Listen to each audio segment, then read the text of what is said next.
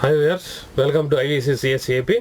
First of all, 10th class pass అయిన పిల్లలందరికీ కూడా శుభాభినందనలు, కంగ్రాచులేషన్స్ అండి. సో నెక్స్ట్ కమింగ్ ఇంటర్మీడియట్లో ఏ కోర్స్ తీసుకోవాలా అనేసి చాలామంది మొదలుపడుతూ ఉంటారు. ఏ కోర్స్ ఇస్తే ఎలాగా ఫ్యూచర్ ఉంటుంది అనేసి. సో దాని గురించి చాలా వీడియోస్ మేము ప్రీవియస్ సెషన్లో వీడియోలు చేశానండి. సిఎస్సిఐపి అనే మీరు IVCCSEAP అని యూట్యూబ్లో సెర్చ్ చేసినట్లయితే ఇక్కడ మీకు మా ఛానల్ అనేది కనబడుతుంది. అందులో నుంచి మీరు ఒక ఛాయిస్ అనేది తీసుకోవచ్చు. సో ఏంటంటే అండి, మనకు జనరల్ కోర్సెస్ కాకుండా వొకేషనల్ కోర్సెస్ కూడా ఉంటాయి.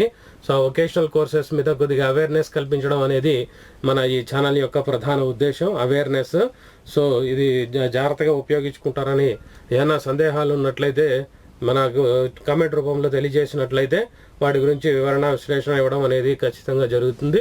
సో మనకు తెలిసినంత వరకు మీకు ఆ విషయాన్ని అయితే అందజేస్తాను.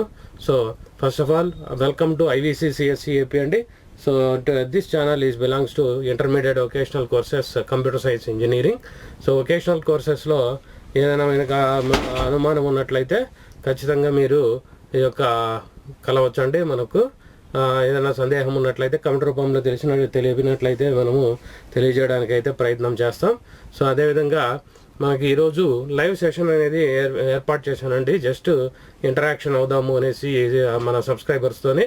సో అందరూ ఈ అవకాశం ఉపయోగించుకొని మీకు నచ్చిన టైంలో మీరు కొద్దిగా వెసులుబాటు చేసుకొని లైవ్కు రాగలుగుతారని చెప్పని ఆశిస్తున్నాను.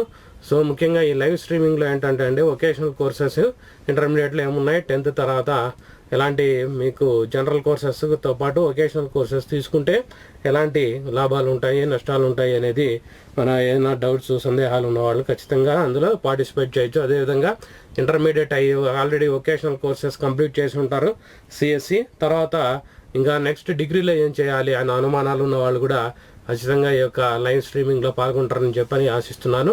సో ఈరోజు ఈవినింగ్ 7:15 కండి ఖచ్చితంగా లైవ్ అనేది స్టార్ట్ చేస్తాను.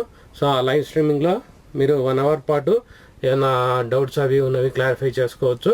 సో అదండి.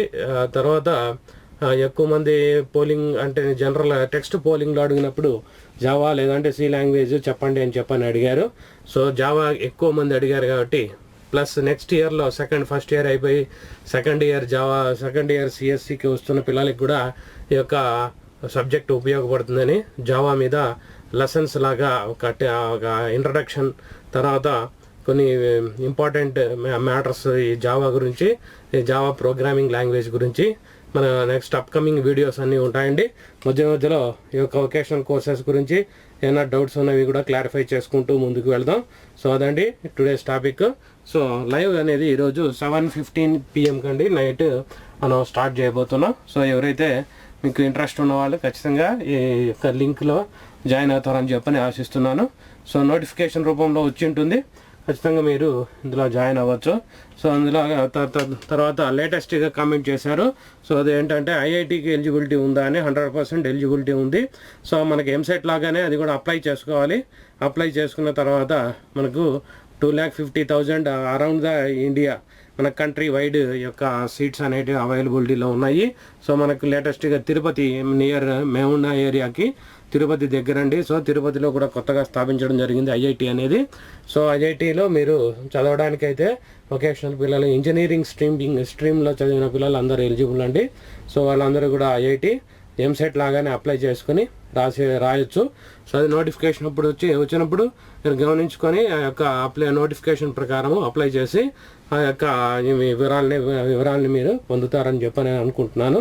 సో ఎలిజిబిలిటీ అయితే 100% ఉన్నది. So maths, physics compulsory, biology, zoology అనేది కంపల్సరీగా చదివి ఉండాలి.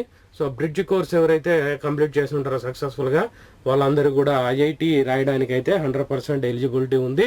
సో దానికి సంబంధించి ప్రాస్పెక్టస్ అనేది మన ఐఐటి అనేసి మీరు వెబ్సైట్లో చెక్ చేసినా కూడా, సెర్చ్ చేసినా కూడా అందులో ఎలిజిబిలిటీ క్రైటీరియా అంతా కూడా నీట్గా ఉండడం జరిగింది. సో ఆ క్రైటీరియాలో కూడా మీరు నేను చెప్పిన విషయాలన్నీ కూడా ఒకసారి గమనిస్తారని చెప్పనని అనుకుంటున్నాను. సో ఏదైనా కూడా ఏ మీడియా ప్లాట్ఫామ్ అయినా కూడా బ్లైండ్గా మనం ముందుగా వెళ్లకుండా సో క్రాస్ చెక్ చేసుకోవడం, 1-2 సార్లు వెరిఫై చేసుకోవడం అనేది మంచి పద్ధతి అదండి. సో జస్ట్ ఈ వీడియో మన లైవ్ గురించి చేయడానికి మాత్రమే వీడియో అనేది చెప్పాను. ఇది మనము ఇమీడియట్గా అప్లోడ్ చేయాలండి. సో లైవ్ స్ట్రీమింగ్లో పాల్గొంటారని ముందుగా ఈ వీడియో చేస్తున్నాను. సో థ్యాంక్స్ ఫర్ వాచింగ్ అండి. సో ఎలాంటి సందేహాలు ఉన్నప్పటికీ వొకేషనల్ కోర్సెస్ గురించి మీరు IVCCSEAP ఛానల్ని గుర్తుంచుకుంటారని చెప్పి నేను ఆశిస్తున్నాను. Thanks for watching. Thanks for subscribing my channel IVCCSEAP.